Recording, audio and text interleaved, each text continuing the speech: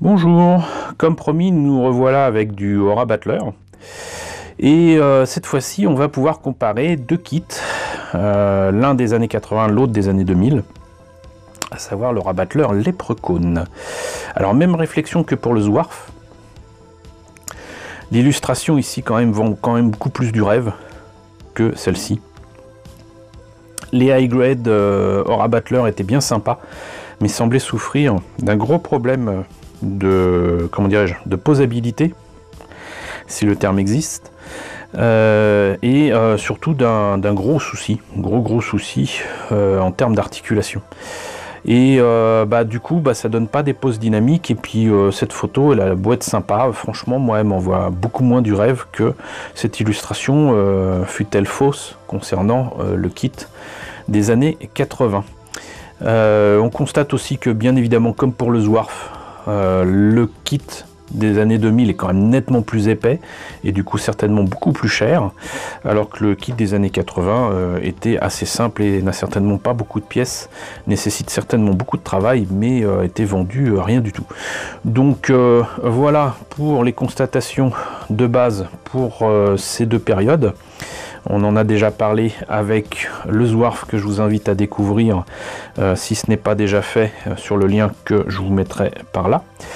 Et sinon, je vous propose de passer directement à la présentation du kit des années 80. Alors, le Leprechaun. Encore une fois, cette illustration que je trouve absolument superbe est de Yuji Kaida. Donc, le même illustrateur que pour le Zwarf en tous les cas. Le kit était vendu 600 yens quand je l'ai acheté début des années 90. C'était une réédition. C'est pas le kit de 1983. Hein. Et on observera que si sur l'illustration il semble quand même assez, assez mince. Là, sur les photos du modèle monté et peint, on a l'impression quand même qu'il a pris au moins 100 kg. C'est quand même assez étonnant. Je pense qu'au niveau des proportions, tout est à revoir à ce niveau-là. Comme d'habitude, de l'autre côté, des pubs pour les autres Aura Battler qui sont proposés chez Bandai. Et rien d'autre à montrer si ce n'est que c'était le kit numéro 20. Donc sans plus tarder, je vous propose de voir ce qu'il y a à l'intérieur. Alors la notice, assez étonnamment, je ne sais pas pourquoi il y a des rayures vertes derrière, c'est du plus vilain effet. Mais là on constate encore une fois que le Leprechaun a l'air d'avoir bien mangé ces derniers temps. Ici, les pièces en présence, on commence par les mains, avec des gris-griffes façon Wolverine, mais pas par 3, par 4. Ensuite, logiquement, les bras. Là, on retrouve donc des tendons et des muscles, comme les précédents Aura Battler contrairement aux Zwarf, et des petits fils à rajouter ici et là. Des griffes apparemment pour à la fois la tête et les pieds, il est tout de griffes vêtues. On finit les pieds, on continue les jambes avec encore une fois quelques fils ici et là. Là, c'est encore une jambe. Là, c'est le buste qui est donc encore une fois avec, une espèce de colonne vertébrale si vous voulez, et les deux parties du Leprechaun se collent d'un côté et de l'autre avec un canon qui est lui aussi en deux parties. Franchement, c'est typique des kits de cette période-là, mais c'est quand même assez chiant de voir le travail qu'il fallait faire dessus. Le backpack avec une espèce d'élytre qui doit certainement protéger les ailes. On rajoute le tout, on met les ailes et ensuite le backpack, et on obtient ceci. Et on est quand même assez loin de ce design, où effectivement, il a un bassin assez large, il a un buste assez large, mais il n'est pas aussi large du bide, on va dire. Il y a quand même de sacrés problèmes de proportion. Encore une fois, je pense que c'est au niveau du bassin que les choses vont se jouer, et peut-être très certainement aussi au niveau de l'élytre. Ici c'est quand même beaucoup plus développé que là, mais on va voir avec la version Alouette ce que ça donne. Quoi qu'il en soit, donc on a là les pièces encore dans les sachets. Oui, je n'y ai pas touché en presque 30 ans. C'est pas grave. Moi, je les ai. Et donc, on voit que c'est quand même dans un plastique orange très pétant. Et malgré l'âge, il y a quand même les détails là où il faut. En fait, je pense qu'il n'y a pas grand-chose à faire pour en tirer le meilleur. De toute façon, je vous le prouverai en vous faisant découvrir des bouquins que j'avais achetés, que j'avais trouvé très intéressants justement, où ils montraient comment obtenir le meilleur des vieux kits d'Aura Battler d'Unbind. Et pour certains, il y avait au final assez peu de choses à reprendre effectivement. Donc c'était assez sympa à voir. Donc là, du fil électrique pour les tendons, les muscles, des ailes d'insectes et une grappe avec un rouge un peu plus bordeaux. Mais quand même quelques griffes d'un seul tenant, ce qui fait plaisir à voir. Donc ça, je les laisse en dehors des sachets pour faire la comparaison ensuite avec le high grade. On en a fini avec ce kit de 1983 réédité dans les années 90. On va passer au high grade. Alors le Leprechaun, comme je disais, la boîte n'envoie pas du rêve. Par contre, je note que mon idée de garder des ruines, des trucs façon Heroic Fantasy et compagnie, château, machin, tout ça, de vieux jouets de château ou quoi que ce soit, quand je mettrai en valeur ces kits-là, ça sera bienvenu que j'ai gardé des murs, des enceintes, des trucs à créneaux, etc. Parce que c'est clairement ce qu'on voit sur Buy Stonewall, donc ça c'est cool. Ici, on a donc le modèle monté et peint. Il est très très proche du dessin que vous avez vu tout à l'heure de Yutaka Izubuchi. Là, on voit une autre version du Dunbind avec une autre couleur. Il est là un autre Aura Battler dont le nom m'échappe pour l'instant, mais qui prouve que donc effectivement, là on avait du high grade 005-006 et je pense pas qu'on ait atteint des 010.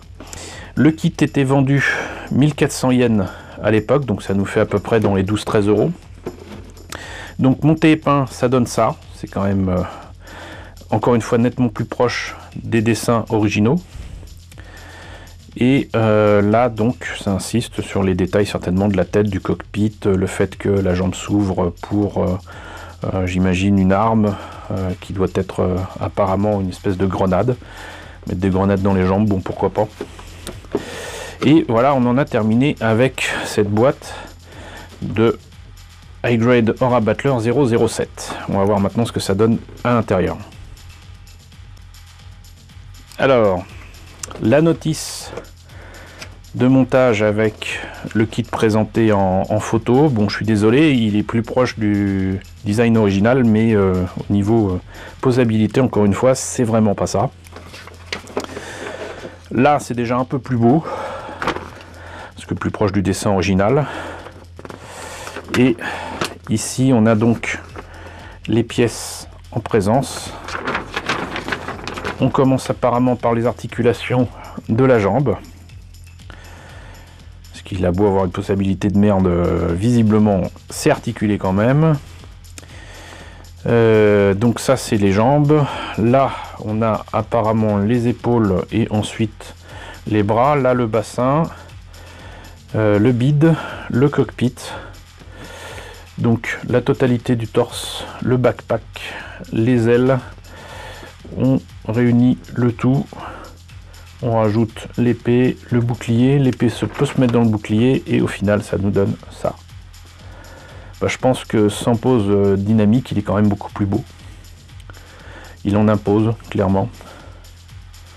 Les ailes ont l'air magnifiques. Et là, apparemment, ce sont des personnages qui sont liés à ce mecha. Je pense. J'imagine. J'ose espérer qu'il n'y a pas eu 3 pilotes différents, sinon ça prouverait qu'une fois de plus, c'est bel et bien une série de Tomino, l'auteur de Gundam, qui aime à tuer tous ses personnages, façon Game of Thrones.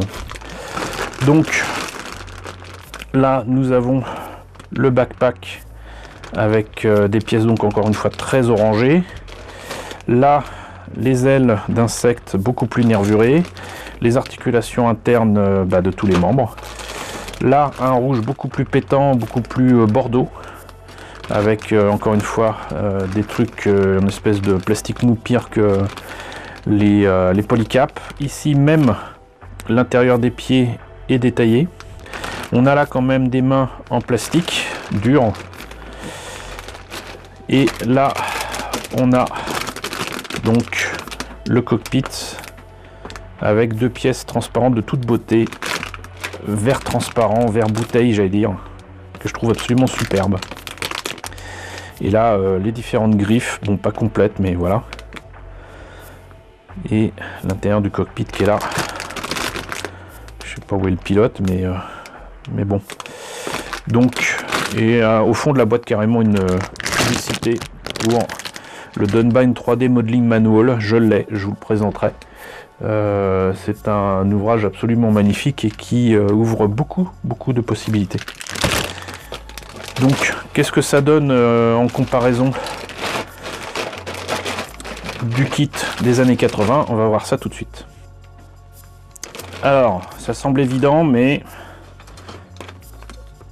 les élytres sont quand même beaucoup plus grosses ici que là. Maintenant, en termes de taille, je ne vais pas dire que c'est équivalent, mais c'est juste en termes de grosseur qu'il y a une grosse différence. Et qu'est-ce qu'on peut montrer d'autre? Peut-être le torse.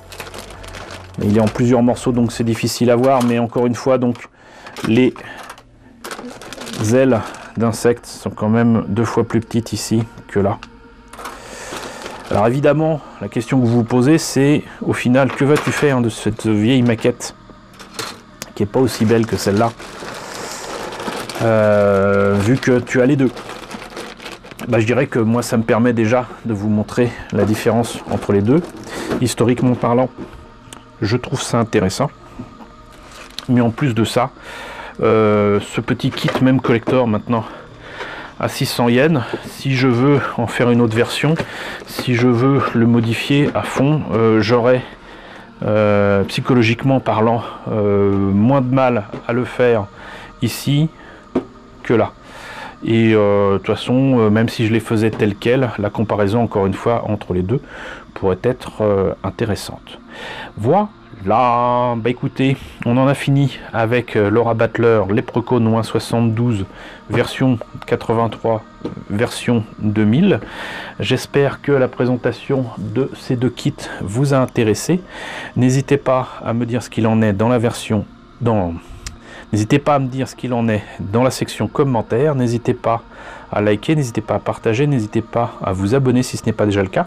Coucou aux nouveaux abonnés qui nous ont rejoints nombreux ces derniers temps. Coucou aux grands anciens. J'espère que les sujets que je développe ces derniers temps, toutes les semaines, vous intéressent. Et je vous remercie de votre soutien, je vous remercie de votre fidélité. Je vous dis donc à la semaine prochaine pour la présentation d'un nouveau Aura Battler.